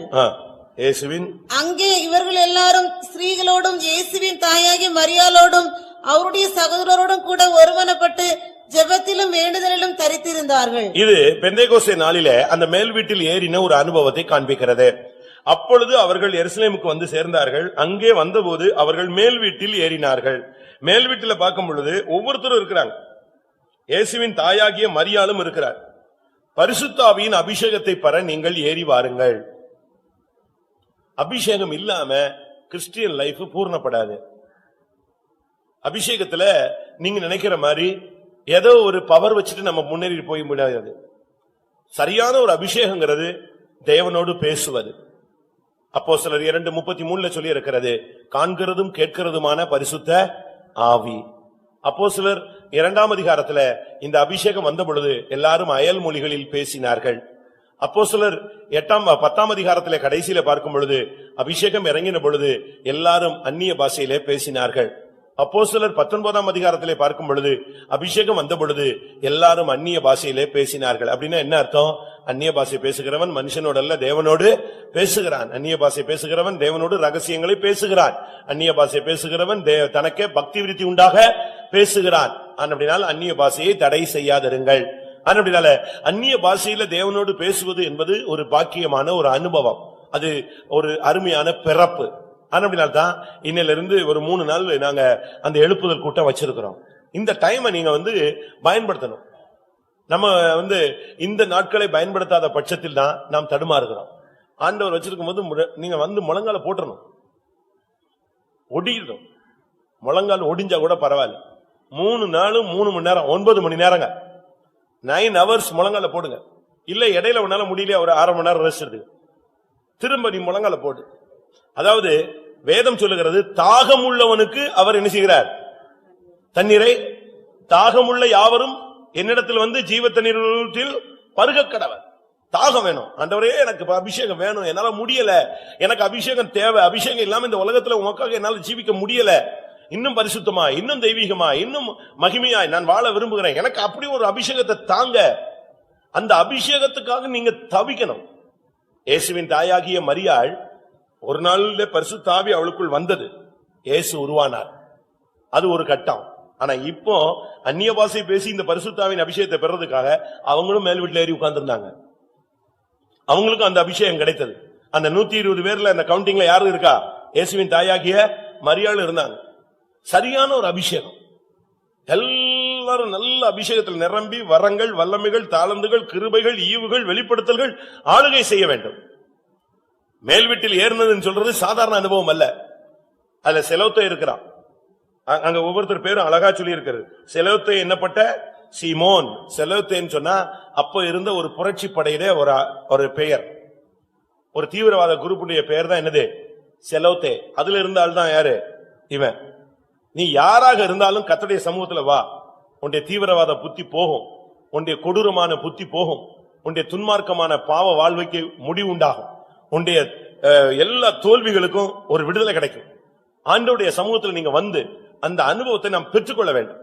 பரிசுத்த ஆவிங்களை அதை நீங்க எக்ஸ்பீரியன்ஸ்ல அனுபவிக்கும் பொழுதுதான் அது தெரியும். நல்ல ஆவிக்குள்ள வரும்போது ஒவ்வொரு கன்னியா தெரிக்கும். உனக்கே தெரியும். பாஸ்டர் டி அவர்கள் சொல்லுவார், அவர் சொல்லும்போது சரியா நீ ஜெபிச்சு பாரு, உனக்குள்ள இருக்கிற மிருகம் எல்லாம் வெளியே போறது நீ என்ன செய்வ பார்ப்பாயின் பாரு. நல்லா ஜெபிச்சுட்டு இருந்தீங்கன்னா உங்களுக்குள்ள இருந்து ஒன்னொன்னா வெளியே போகும். உனக்குள்ள இருதயத்திலிருந்து பெருமை, வீண் காரியம், கர்த்தருக்கு பிரியம் இல்லாத எல்லாம் உன்னை விட்டு வெளியே போகும். நிறைவானது வரும் பொழுது குறைவானது ஒளிந்து போகும். ஆண்டவருடைய வல்லமை வரும் பொழுது உனக்குள்ள இருக்கிற மாம்சம் முற்றிலுமா தகிக்கப்பட்டு போகும். அப்படி ஒரு அபிஷேகத்தை நான் நாசரத்துல வாஞ்சிக்கிறேன். நீங்களும் அதை வாஞ்சித்து இந்த கூட்டங்கள்ல வாங்க. அபிஷேகம் பெற்றவங்கலாம் கர்த்தாவே இன்னும் ஒரு ஸ்டெப் ஏறி வர நான் வாஞ்சிக்கிறேன், என்னை நீங்க கொண்டு வாங்க, ஏறி வா என்று பரலோகத்தின் வாசல் இருந்து ஒரு சத்தம் உண்டானது. உடனே நான் ஆவிக்குள்ளானேன், அந்த வாசலுக்கு போனேன். அங்கே போன பொழுது சிங்காசனத்தில் வீற்றிருந்தவரை கண்டேன் என்று சொல்கிறார். அந்த வசனம் அப்படித்தான் சொல்லுது. சிங்காசனத்தில் வீற்றிருந்தவர் இப்படி இப்படி இருந்தார் என்று சொல்றார். அதனால நாம் இந்த நாட்கள்ல ஏறி வந்து சரியான ஒரு அபிஷேகம்னா நம்ம பெறுகிறதெல்லாம் சும்மா அப்படி அழகா என்ன சட்டை வந்து அயனிங் பெறக்கூடாது, முழங்கால் அழுக்காயிடக்கூடாது, ஒரு 10 நிமிஷம் இருப்போம், எந்திரிச்சு அப்படியே பாத்ரூம் போவோம், எல்லாம் இங்க ஃபுல் ஸ்விங்ல இருக்கும், இவன் எந்திரிச்சு அப்படியே போவான். அது கொஞ்சம் கூட அந்த தேவ சமூகத்தை அனுபவிக்கிறோங்கிற ஒரு நாலேஜே இருக்காது. அப்படி இருக்கவே கூடாது. சுகர்ல உச்சகட்டத்தில் இருக்கிறவங்க எந்திரிச்சு போலாம், மற்ற அவ்வளவு பேரும் நின்னு அடிக்கணும். தேவ சமூகத்துல அப்படியே நின்னு ஜீவனை கொடுக்கணும். அபிஷேகம் எல்லாமே நான் இறங்க மாட்டேன். அதெல்லாம் ஒரு வெறித்தனமான ஸ்போர்ட்டிவ் மைண்டோட நம்ம இங்க தேவ சமூகத்துல இருக்கணும். அப்படி இருக்கும்போது அபிஷேகம் கிடைக்கும். இல்லன்னா சும்மா வந்து உட்காந்துட்டு எல்லாரும் சொல்லுவாங்க நீ போ உனக்கு அபிஷேகம் கிடைக்கும், நீ வந்து உட்காந்துட்டு சும்மா உட்காந்துட்டு பாத்துட்டு போவோம். தயவு செய்து மீகாலை போன்ற யாரும் வரக்கூடாது, தாவீதை போன்றவர்கள் மாத்திரமே வர வேண்டும். மீகால் வந்து ஏன் இப்படித்தான் குதிக்கணுமா? இஸ்ரவேலின் ராஜா எவ்வளவு கேவலமா இருந்தார் என்று தெரியுமா? இப்படி வந்து பிரசங்கம் பண்ணிட்டு இருந்தா ஏன் இப்படி குதிக்கணும்? அப்படியே உட்கார்ந்து ஒரு சிலர் சொன்னாங்க குறை குடம் தான் கூத்தாடும், நிறை குடம் என்ன செய்யாதான், அசைவேதான், அப்படியே உட்கார்ந்து இருக்குமா. பரவாயில்ல, நீ அப்படியே உட்கார்ந்து இருந்துச்சு போலாம், வாழ்க்கையில மாற்றம் இல்லாமலே நீ வாழ்க்கையில வாழ்ந்துகிட்டு இருக்கலாம். அபிஷேகம் வரும்போது ஒரு கட்டுப்பாடற்ற ஒரு நிலவரம் வராம இருக்கவே இருக்காது. அபிஷேகம்ங்கிறது ஒரு உன்னதத்தின் சக்தி, வேற ஒண்ணுமே இல்ல. ஒரு கரண்ட்ல லேசா கை வச்சு பாருங்க, என்னதான் பெரிய எலக்ட்ரிஷியனா இருந்தாலும் கொஞ்சம் அடி வாங்கிக்குவான், தடுமாறிக்குவான். ஒரு லிமிட்டுக்கு மேல போன போது இவனையும் அடிச்சு தூக்கி சாவடிச்சிருக்கு. அந்த பவர் வரும்போது ஒரு அதிர்ச்சி. அதுபோல உன்னதத்தின் பலன் வரும் பொழுது உனக்குள்ள இருக்கிற மாம்சத்தை கர்த்தர் அழிக்கிறார், தோல்வியை அழிக்கிறார். ஆவியினாலே சரீரத்தின் செய்கைகளை அழித்தால் நீங்கள் பிழைப்பீர்கள். அபிஷேகம் வரும் பொழுது உன்னைய சத்துரு எத்தனை தரம் புடைச்சிட்டான், ஆவியானவர் புடைக்கிறதுக்கு இடம் கொடு. உன்னுடைய வாழ்க்கையில ஒரு சரியான ஒரு அபிஷேகம். நீ மேல் வீட்டில் ஏறி வர வேண்டிய ஒரு நேரம் வந்து விட்டது. நீ மேல் வீட்டில் வந்தா உனக்கு விடுதலை கிடைக்கும். மேல் வீட்டில் வந்த பொழுதுதான் வாழ்க்கையில பல மாற்றங்கள் நடந்தது. அபிஷேகம். அடுத்ததாக 1 ராஜாக்கள் 18 அதிகாரம் 43 1 ராஜாக்கள் 18 அதிகாரத்து 42. ஆகா போஜனபானம் பண்ண போனான். பின்பு எலியா கர்மேல் பர்வதத்தினுடைய சிகரத்தின் மேல் ஏறி தரையிலே பணிந்து தன் முகம் தன் முழங்காலில் பட குனிந்து. எலியா கர்மேல் பர்வதத்தின் சிகரத்தின் மேல் ஏறினான். ஏனென்றா இவன் ஒரு ஜெபம் பண்ணிட்டான். இவன் சாதாரண ஜெபம் இல்ல, இவன் பண்ண ஜெபம் என்னன்னா, நான் சொல்லாம மறுபடி மழை பெய்யக்கூடாது, நான் சொல்லாம மறுபடி பனி பெய்யக்கூடாது. 1 ராஜாக்கள் 17:1. கீலேயாத்தின் குடிகளிலே திஸ்பியனாகி எலியா ஆகாபை நோக்கி, என் வாக்கின்படியே அன்றி இந்த வருஷங்களிலே பனியும் மழையும் பெய்யாதிருக்கும் என்று இஸ்ரவேலின் தேவனாகி கர்த்தருக்கு முன்பாக நிற்கிற நான் அவருடைய ஜீவனை கொண்டு சொல்லுகிறேன் என்றான். என்ன மாதிரி பிரேயர் பாத்தீங்களா? பாஸ்டர் கேசி வர்கீசன் நமக்கு ஒரு பாஸ்டர் இருந்தார், உங்களுக்கு ஒரு சிலருக்கு தெரிஞ்சிருக்கலாம். தீர்க்கதரிசி வர்கீசன் சொல்லுவாங்க அவர். அவர் வந்து 9 வரமும் அவர்கிட்ட ஒர்க் பண்ணிச்சு. 9 வரமும் யார பார்த்தாலும் பட்டு பட்டுன்னு சொல்லுவார். அதனால யாருமே கிட்ட என்ன செய்யறது இல்ல, போறதே கிடையாது. தசமாகம் கொடுக்கறது கூட கிட்ட போக மாட்டான்.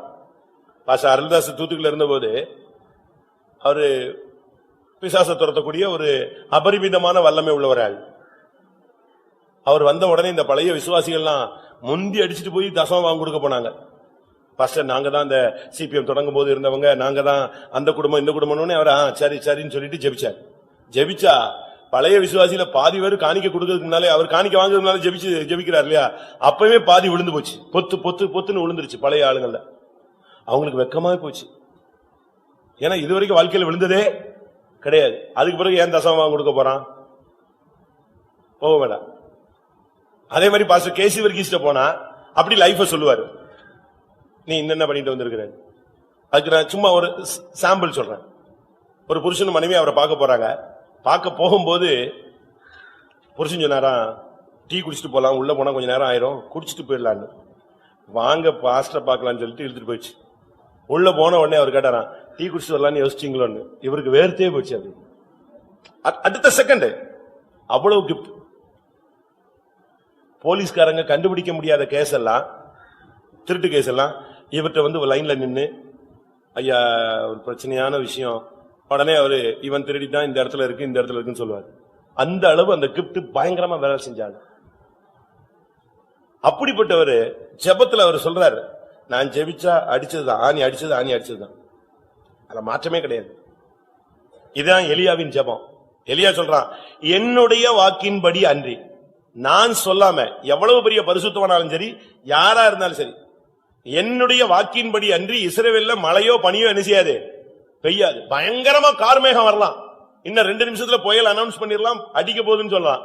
இவன் என்ன சொல்லுவான் தெரியுமா? வராது. அது எப்படி வரும்? நான் சொல்லாம என்ன செய்யாது, வராது. 3.5 வருஷம் இப்படி அடைச்சு வச்சிருந்தான்.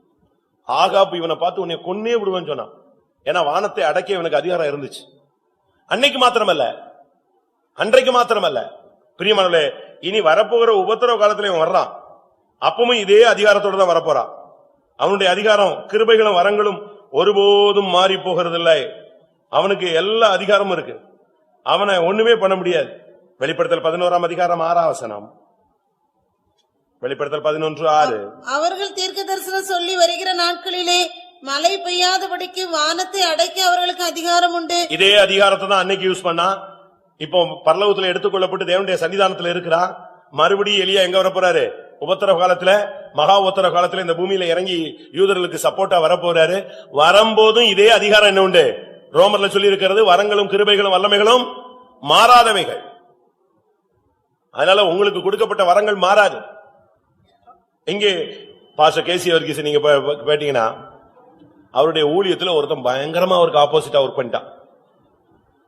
தப்பான குற்றச்சாட்டை சொல்லி, அநியாயமான ஒரு பழியை சொல்லி, இவரை ஊழியத்துல விட்டு ஓச்சிடணும்னு முடிவு பண்ணிட்டான். இவர் அவனை மன்னிச்சு, மறந்து, சகிச்சு, சுமந்து, அவன்கிட்ட விளக்கம் கொடுத்து, இல்லப்பா அப்படி இல்லை என்னென்னமோ சொல்லி பார்த்தாராம். அவன் இவரை எப்படியாயினும் ஊழியத்தை விட்டு நெஞ்சிடணும், அனுப்பிடணும், பலியை போட்டு துரத்திடணும்னு முடிவு பண்ணிட்டானா. அப்ப இவர் முழங்கால் படி ஜெபிச்சாராம், கர்த்தாவே இவனை எடுத்துக்கொள்ளும். அவ்வளவுதான், ஒரே ஜெபம் முடிச்சிட்டார். அன்னைக்கு நைட் அவன் படுத்துட்டான், சீரியஸ் ஆயிட்டான். அடுத்த நாள் பெரிய பாஸ்டர்ஸ் 2 பேர் நின்னு அவருக்காக ஜெபிக்கிறாங்க. அவங்களுக்கு இந்த மேட்டரே தெரியாது. இவர் அப்ப அந்த ரூமை எதேச்சே எங்கேயோ போறவர் அப்படி கடந்து போயிட்டார். கிராஸ் பண்றாரு. கிராஸ் பண்ணும்போது அவங்க 2 பேரும் இந்த மோசமான சகோதரன் வியாதியில கிடக்கிறவனுக்காக பயங்கரமா ஜெபிக்கிறாங்க. ஜெபிச்சுட்டு இருக்கும்போது இவர் கிராஸ் பண்றாரு. உடனே அவங்களுக்கு சந்தோஷம் வந்துருச்சு. இவர் கிராஸ் பண்றாரு, இவர் கிப்டான ஆளாச்சே, வான்னு சொல்லி நீ வந்து ஜெபம் கொஞ்சம் வந்து. அப்ப அவர் சொன்னாராம், பெட்டிஷன் போட்டது நானு, பெட்டிஷன் போட்டிருக்கவன் நானு, உங்களால பெட்டிஷனை திருப்பி எடுக்க முடிஞ்சா எடுங்கன்ட்டு போயிட்டான். போட்டவன் நானு, பாதிக்கப்பட்டவன் நானு, ரத்தம் சிந்திக்கிட்டு இருக்கிறவன் நானு, நான் பெட்டிஷன் போட்டிருக்கேன், உன்னால முடிஞ்சா திருப்பி எடு. 2 பேரும் சேர்ந்துட்டு போயிட்டான். உடனே அவங்க 2 பேரும் கூப்பிட்டு இவரை சத்தம் போட்டு, இப்படி எல்லாம் ஊழியத்துல பண்ணக்கூடாது, ஒருத்தனை அழிச்சிடக்கூடாது, வா நீ அவனுக்காக ஜெபம் பண்ணாராம். சரின்னு சொல்லி முழங்கால் போட்ட உடனே பட்ட பட்ட பட்ட பட்ட பட்டன்னு அவன் அந்தரங்க ஜீவியத்தை சர்ன்னு சொல்லிட்டாரான். ஏன்னா கிப்ட் வேலை செய்ய ஆரம்பிச்சிருச்சு. அவன் அந்த சீரியஸான நேரத்துல என்னை விட்டுருங்க, நான் ஓடிடுறேன், எனக்கு என்னால முடியாது, என்னை விட்டுருங்கன்டா. இவர் சொன்னாரா, நான் பெட்டிஷன் போட்டது, இதுல மாற்றமே வராது. செத்தே போயிட்டான். யாரா இருந்தாலும் அந்த அளவு அவன் பிரேயர்ல அவங்க அடிச்சா நீக்கிறாங்க. நான் சொன்னா சொன்னது அவ்வளவுதான். அப்படி உங்களுக்கு ஜெபத்துல எத்தனை பேருக்கு உறுதி இருக்கு? நம்ம பிசாசே போம்போம், இயேசுவின் நாமத்துல போம்போம், ஒரு லிமிட்டுக்கு பிறகு போலனா ப்ளீஸ் போயிடு, ஃபைனல்ல எப்படியாவது அட்ஜஸ்ட்மெண்ட் பண்ணியாவது பிசாசு என்ன செய்யணும், துரத்திடணும்னு முடிவுக்கு வர்றோம். அப்படியாவது அது ஓடி போயிருமா அப்படின்னு. நம்முடைய நிலவரம் அப்படித்தான். பாஸ்டர் பால் அவர்கள் ஒரு பிசாசை துரத்துறதுக்காக அவர்கிட்ட கொண்டு வந்து விட்டாங்க. அவர் தான் சீஃப் ஃபவுண்டர். கேரளால எல்லா சின்ன ஊழியக்காரங்களும் துரத்தி பார்த்து போகல, திருப்பி பெரிய ஊழியக்காரங்கள்லாம் துரத்தி பார்த்து அது போகல. கடைசியில சீஃப் பாஸ்டர் வராரு, ஃபவுண்டர் வராரு. இவரு அவரை பார்த்த உடனே அலறிடும் ஓடிடும் கொண்டு வந்து நிப்பாட்டினாங்களாம். இவர் வந்து ஒரு நிமிஷம் ஜெபிச்சுட்டாரு. ஜெபிச்சு முடிச்சுட்டு இயேசுவின், நம்மள மாதிரி கத்தலாம் இல்ல, நம்ம அப்படின்னு நம்ம தூக்கத்திலே கத்திடுவோம் பிசாச பார்த்துட்டா. அப்ப நேரம்னா எப்படி கத்துவோம்? அவரு ரொம்ப சிம்பிளா, அவங்கெல்லாம் ரொம்ப டாப்ல இருந்தவங்க இல்லையா, அதனால அவரு இயேசுவின் நாமத்துல இந்த சகோதரனை விட்டு விலகும்படியாய் உனக்கு கட்டளை எடுக்கிறேன் போ அப்படின்னு சொன்னாரு. அவ்வளவுதான். ஜெபிச்சுட்டு இவர் அடுத்த ஆளுக்கு ஜெபிக்க போயிட்டாரு. இவங்க எல்லாம் சுத்தி நின்று பாக்குறாங்க, இந்த பிசாசு போயிடுச்சா போகலையான்னு. பிசாசு பிடிச்ச ஆள் சொல்றானா, பாஸ்டர் நான் இருக்கிறேன் அப்படின்னா. யாரு? பிசாசு உள்ள இருந்து பேசுது, பரியாசம் பண்ணுது. இப்போ எல்லாரும் முன்னாலையும் சொல்லுது, நான் ஒன்னும் போகல, நீங்க எல்லாரும் பாக்குறீங்கல்ல, நான் இங்கேதான் இருக்கிறேன், அவர் ஜெபிச்சாலும் நான் ஒன்னும் போகல. எல்லாருக்கும் வெக்ஸ் ஆயிட்டாங்க, முடிஞ்சு போச்சு இனி நம்ம மார்க்கத்தை பத்தி பேச முடியாது, பிசாசு ஓடுதுன்னு எப்படி சொல்றது, பஸ்ட கை வச்சு போலியே அப்படின்ட்டு. இவர் அதை பத்தி எல்லாம் ஒண்ணுமே கண்டுக்கல. இவர் வரிசையா எல்லாருக்கும் ஜெபிச்சிட்டார்.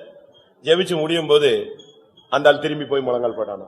பிசாசு பிடிச்சாலும் அவனே திருப்பி போய் முழங்கால் போட்டானா. என்னன்னு கேட்டாராம், இன்னும் ஒரு ட்ரிப் சொல்லு போன்னு, நான் போயிடுறேன்.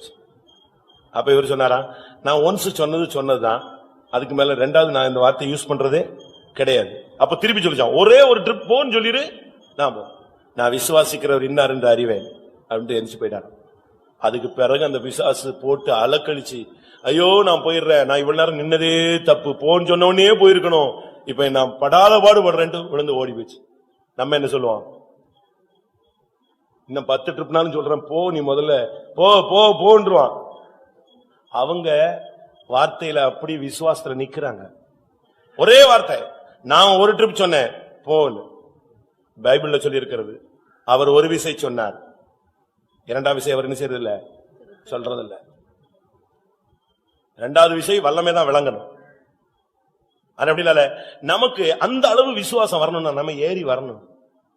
அங்கே வேதம் சொல்லுகிறது, எலியா கர்மேல் பர்வதத்தின் சிகரத்தின் மேல ஏறி அங்கே முழங்கால் படியிட்டு தன் முகம் முழங்காலில் பட குனிந்து, முஸ்லிம் ஜெபிக்கிறான் பாருங்க, அதே மாதிரி குனிந்து ஜெபிச்சிட்டு சொன்னா, ஊழியக்காரனை பார்த்து நீ போய் சமுத்திரத்தை பார். 7ஆம் விசை பார்த்த பொழுது ஒரு உள்ளங்கை அளவு மேகம் வந்துச்சு. உடனே ராஜாவை கூப்பிட்டு சொன்னான், பெருமலையின் சத்தம் என் காதுல கேட்க, நீ போயிடுன்னு சொன்னான்.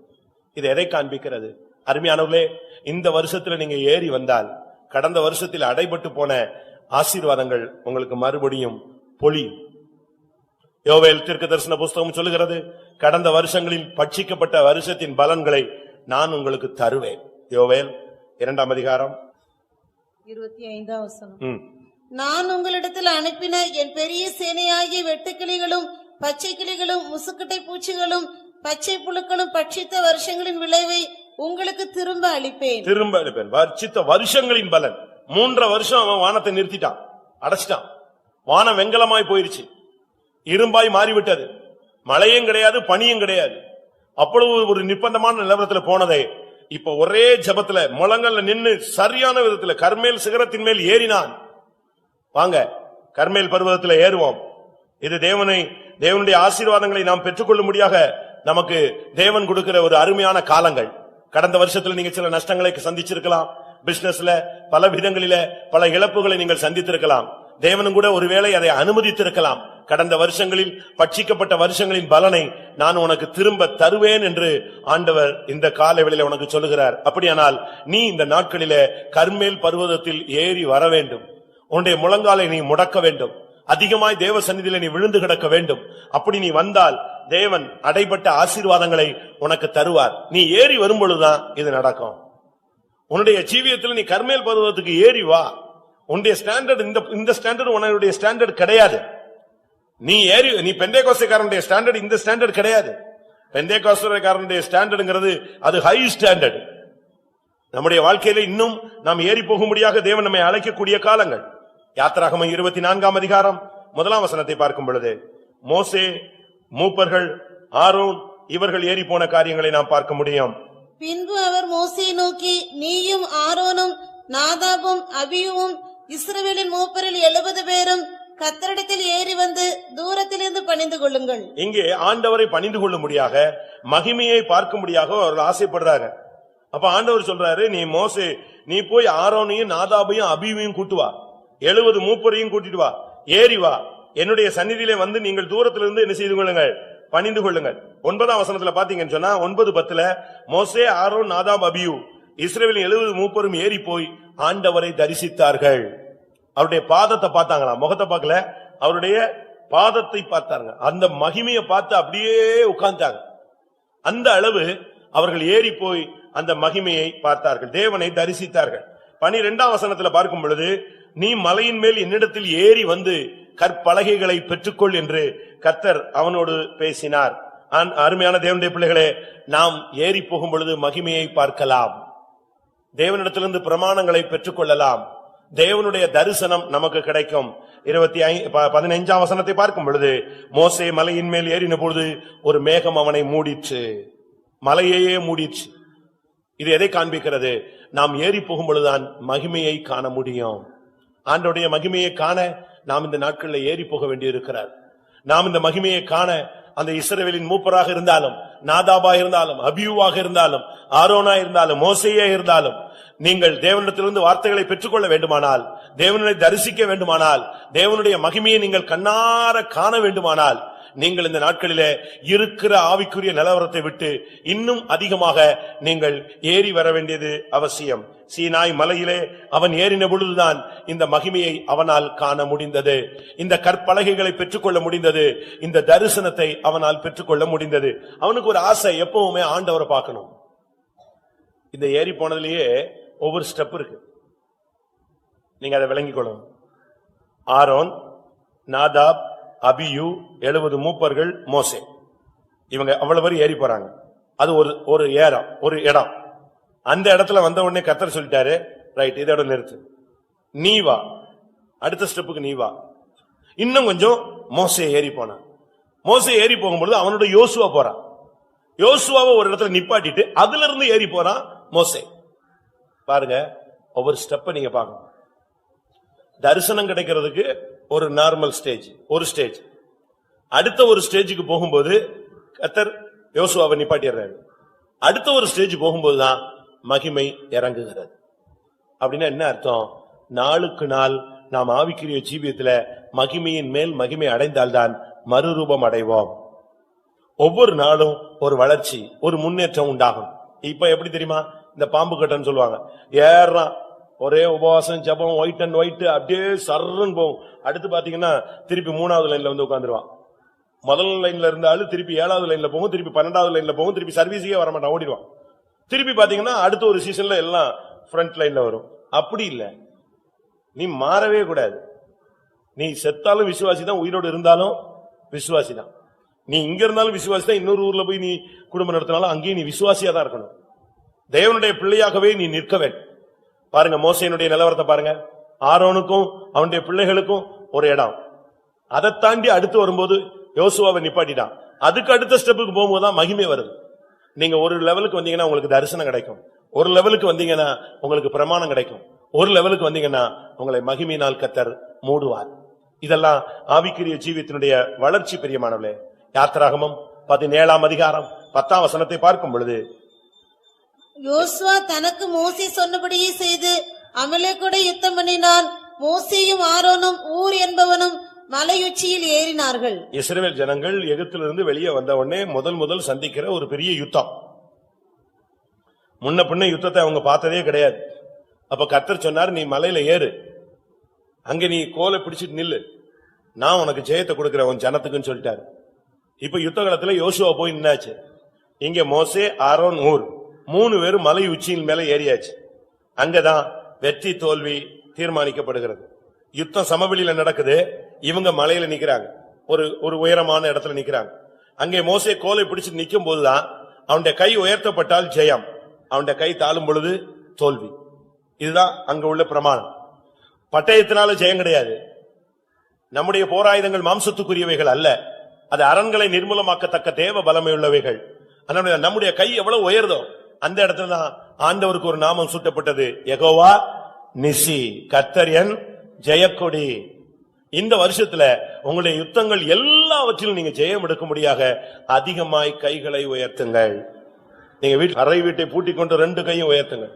தாவீது சங்கீதக்காரன் சொல்றான், இரவு முழுவதும் என் கைகள் தளராமல் விரிக்கப்பட்டிருந்தது. இயேசு கிறிஸ்து நமக்காக சிலுவையில 2 கை விரித்தவராக நமக்காக தொங்கினார். நம்முடைய ஜெயம் இந்த கைகளை உயர்த்துதல் இருக்கு.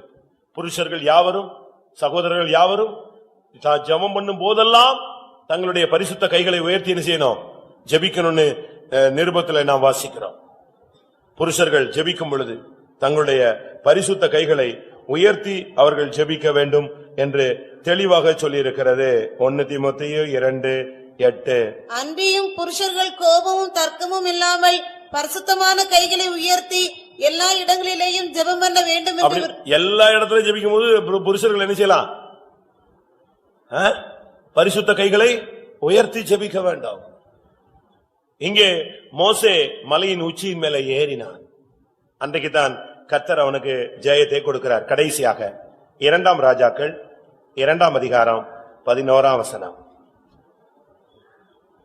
அவர்கள் பேசிக்கொண்டு நடந்து போகையில் இதோ அக்கினி ரதமும் அக்கினி குதிரைகளும் அவர்கள் நடுவாக வந்து இருவரையும் பிரித்தது. எலியா சுழல் காற்றிலே பரலோகத்திற்கு ஏறி போனான். எலியா ஏறி போனான், பரலோகத்துக்கு ஏறி போனான்.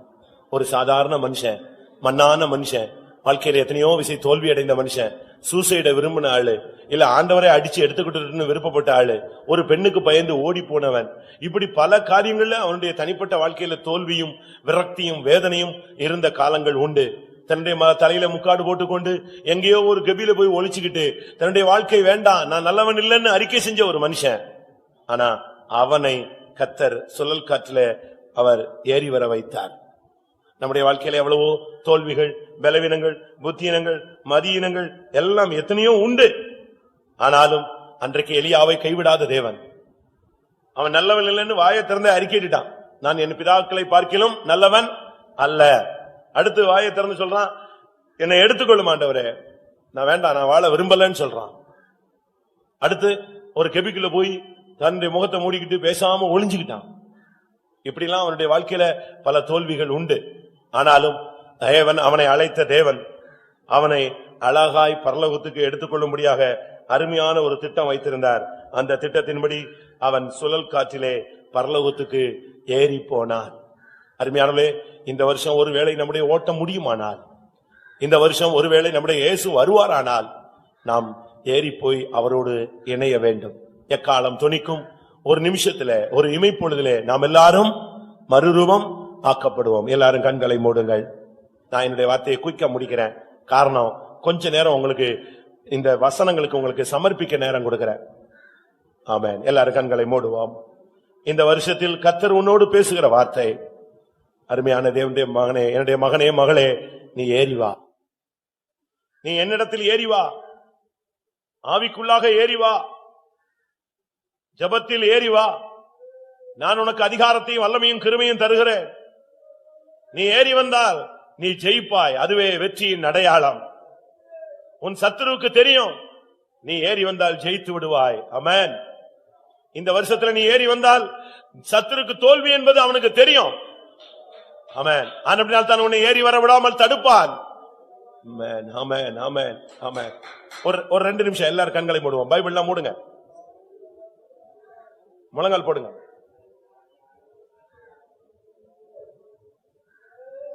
இன்னைக்கு கர்த்தர் ஒன்று டைரக்டா பேசுறாரு. இது எனக்குரிய வார்த்தைன்னு சொல்றவங்க எத்தனை பேர் ஒத்துக்கொள்றீங்க?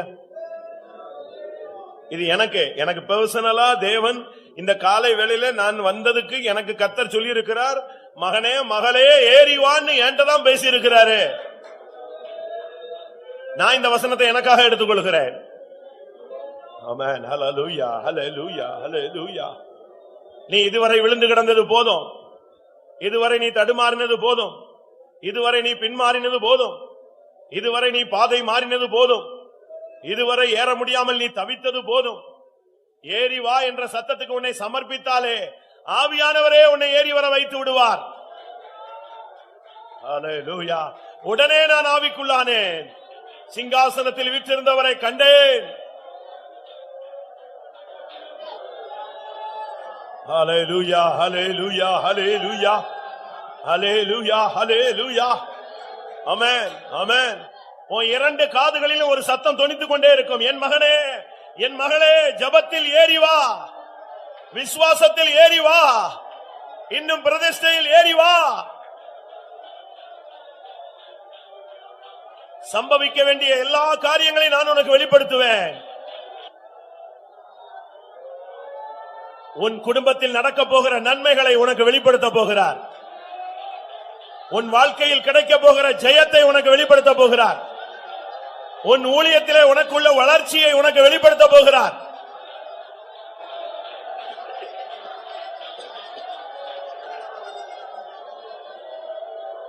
இந்த சபையில் உள்ள எலியாக்கள் ஒவ்வொருவரும் இன்றைக்கு கர்மேல் சிகரத்தின் மேல் ஏறுங்கள். அடைக்கப்பட்ட வானத்தை திறக்கக்கூடிய அதிகாரம் உன்னிடத்தில் உண்டு. ஆமென். சாபத்தை ஆசீர்வாதமாய் மாற்றுகிற வல்லமை உனக்கு உண்டு. நீ கட்டுகிறது கட்டப்படும், நீ கட்டவிழ்க்கிறது கட்டவிழ்க்கப்படும். உனக்கு தேவன் அதிகாரத்தையும் வல்லமையும் கொடுத்திருக்கிறார். இந்த வருஷத்துல ஜெபத்திலே நீ ஒரு முடிவெடு. உன்னுடைய ஜெப ஜீவியத்திலே ஏறி வா. எத்தனை பேர் சரியான தீர்மானம் எடுக்கிறீர்கள்? இந்த வருஷத்திலே நான் ஜெபத்திலே ஏறி வருவேன்.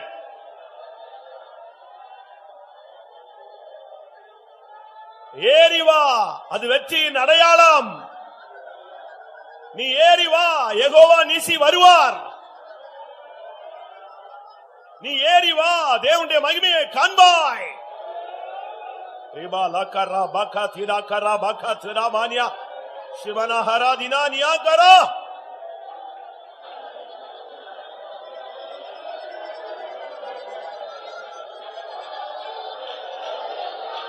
ஆமா, பத்மதீவில் இருந்த மனிதனுக்கு பரத்திலிருந்து வந்த கட்டளை, பரலோகத்தின் வாசலில் இருந்து ஒரு வந்த சத்தம், இங்கே ஏறி வா. அது ஒரு மாம்சீக மனிதனுக்கு குறிக்கப்பட்ட அதிகபட்ச இலக்கு. எப்படி அவன் போக முடியும்? ஆனால் அவன் அதை பற்றி திகைக்கவில்லை. ஆம் ஆண்டவரேன்னு சொன்னான். அபிஷேகத்துக்கு இடம் கொடுத்தான். உடனே அந்த வாசலில் போய் நின்றான்.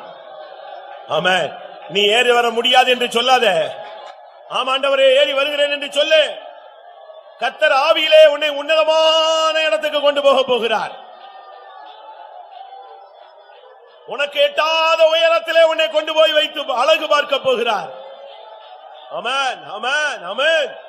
உனக்கு எட்டாத உயரத்தில் உன்னை கொண்டு போவார்.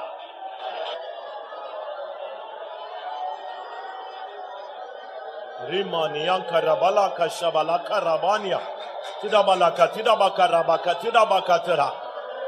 ஆம், எத்தனை சகோதரர்கள் நான் இந்த வருஷத்துல இந்த வசனத்துக்கு என்னை ஒப்பு கொடுத்து ஜபத்தில் ஆண்டவரோடு யுத்தங்களில், அபிஷேகத்தில், கர்மேல் சிகரத்தில், சீனாய் மலையில், ஆமென், இந்த வருஷத்துல கர்த்தர் என்னை அழைத்தால் சுழல் காற்றில் ஏறி அவரோடு போகவும் நான் என்னை ஒப்பு கொடுக்கிறேன்னு சொல்றீங்க.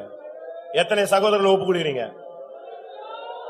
இன்றையிலிருந்து உங்களுடைய ஜெபத்துல நீங்க ஒருபடி ஏறி வர வேண்டும். சரியான ஒரு அபிஷேகத்தை கர்த்தர் இப்ப தரப்போகிறார். எத்தனை சகோதரிகள் இந்த வருஷத்துல நான் உம்மோடு நெருங்கி ஏறி வருவேன் என்று ஒத்துக்கொள்கிறீர்கள்? ஆமென். கர்த்தர் இப்பொழுது ஒரு அபிஷேகத்தை தரப்போகிறார். ஏறி வா என்ற சத்தத்துக்கு நீ ஒப்புக்கொடு. கர்த்தர் உன்னை ஆவிக்குள்ளாக்கி உன்னை பெரிய காரியங்களை உனக்குள் செய்வார்.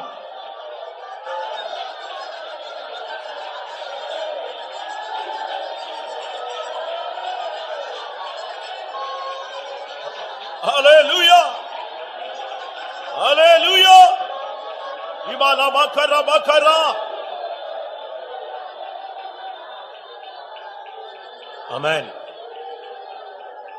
ஆமென். இந்த வருஷத்தில் குறிப்பாக எந்த யுத்தத்தில் நீ தடுமாறிக் கொண்டிருக்கிறாயோ, கைகளாலும் கால்களாலும் தவழ்ந்து தவழ்ந்து இந்த விசுவாச பாதையிலே போய் கொண்டிருக்கிற தேவனுடைய பிள்ளையே, சத்துரு என்ன சொல்லுவானோ, சத்துரு என்ன செய்வானோ என்று நீ பதைப்பில் நீ காணப்படுகிறாய். உனக்கு சத்துருவிடத்திலிருந்தே உனக்கு பாசிட்டிவான பதில் வரும். ஏறி வாருங்கள். வெற்றியின் அடையாளம் உனக்கு இந்த வருஷத்திலே கொடுக்கப்படுகிறது. நீ ஜெயிப்பாய். அதுதான் உன்னுடைய அடையாளம்.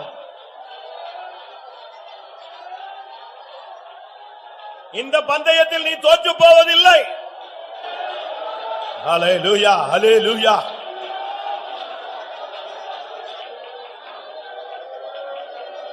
ஹalleluya, ஹalleluya, ஹalleluya, ஹalleluya, ஹalleluya. ஆமென். நாம் உயிரோடு இருந்து இயேசு வந்தாலும், ஹalleluya, நாம் மரித்த பின்பு இயேசு வந்தாலும், ஆமென், நமக்கு ஜெயம் கொடுக்கிறார். ஏறி வருகிறவன் தோற்று போகிறதில்ல. ஏறி வருகிறவன் தோற்று போகிறதில்ல. ஆமென். ஏறி போ. ஆமென். எனக்கு மறுபடியும் ஒரு வார்த்தை சொல்ல வாஞ்சிக்கிறேன். எலியா ஒரு காலத்துல சிகரத்தின் மேல் ஏறினவன். அடுத்து அவன் பயங்கர தாழ்வில இறங்கி போய் ஒளித்து கொண்டு கெபியில போய் விழுந்து கிடந்தவன். ஆனால் கர்த்தர் அவனை அழைத்த தேவன் மாறாதவர். அவனை நீ என் சித்தத்துக்கு மாறி போனாய்ன்னு தூக்கி எறியலாம், அவனை விடல. அவனை மறுபடியும் அழைத்தார், அபிஷேக தைலத்தை கொடுத்தார், சால்வையை கொடுத்தார். அக்கினி ரதம் வந்து அவனை எடுத்தது. அவனை சுழல் காற்றிலே ஏறி போக வைத்த தேவன் அவர்தான் நம்முடைய தேவன். வாழ்வோ சாவோ தேவன் ஜெயம் கொடுப்பார்.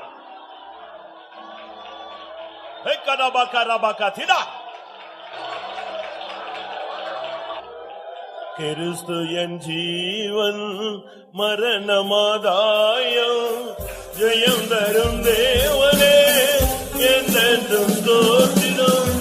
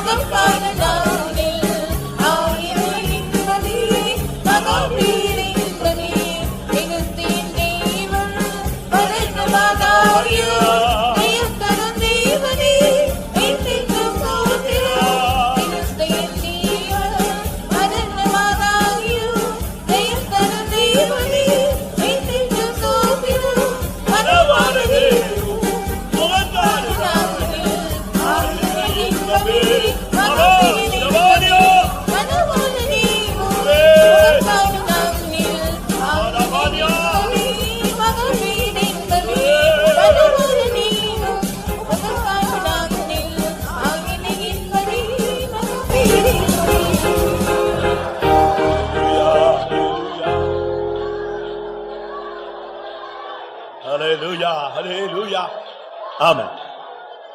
நீங்கள் இன்றைக்கு இந்த கூட்டத்தில் முழங்காலில் நின்று கர்த்தாவே நான் ஏறி வர ஆயத்தமாக இருக்கிறேன், இந்த கர்மேல் சிகரத்தில் ஏறி வர என்னை பலப்படுத்தும், சீனாய் மலையிலே ஏறி வர என்னை பலப்படுத்தும், இந்த செங்குத்தான பாதையிலே ஏறி வர என்னை பலப்படுத்தும், பரலோகத்தின் வாசலில் வர என்னை பலப்படுத்தும், சுழல் காற்றில் ஏறி வர என்னை பலப்படுத்தும், ஜீவனோ மரணமோ நீர் எனக்கு ஜெயம் தர வேண்டும். எத்தனை பேர் வாஞ்சிக்கிறீர்கள் பிரியமானவர்களே? எப்படி ஆயினும் இந்த வருஷத்தில் நீர் வந்தால், என் ஓட்டம் முடிந்தால் உம்முடைய முகத்தை நான் பார்க்க வேண்டும். இதோ நான் ஏறி வர என்னை ஒப்புக் கொடுக்கிறேன்.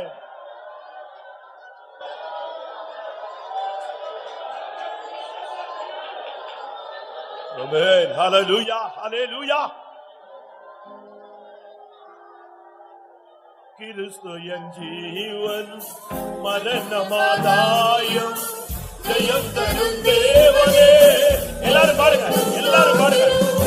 கிறிஸ்து என் ஜீவன் மரணமாதாயம் ஜெயம் தரும் தேவனே என்றென்று ஸ்தோத்திரம். மனவான நீரும் முகக்காரனா எல்லாரும் பாடுங்க.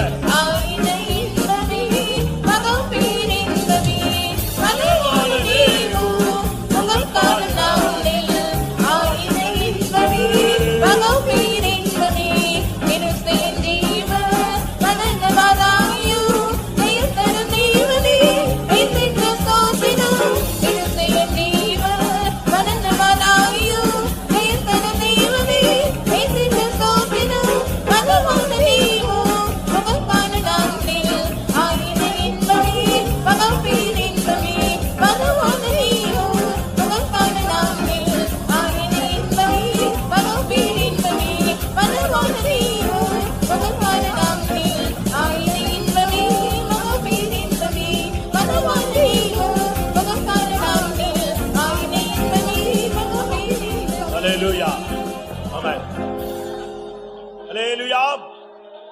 நீ உனக்குள், உங்களுக்குள், உனக்குள், எனக்குள் மனவாட்டியின் வித்து இருக்குமானால்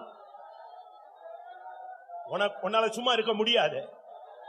மணவாளனே உம் முகம் காணும் நாளில், அதுதான் என்னுடைய வாழ்வின் லட்சியம். ஹல்லேலூயா, ஆமென்.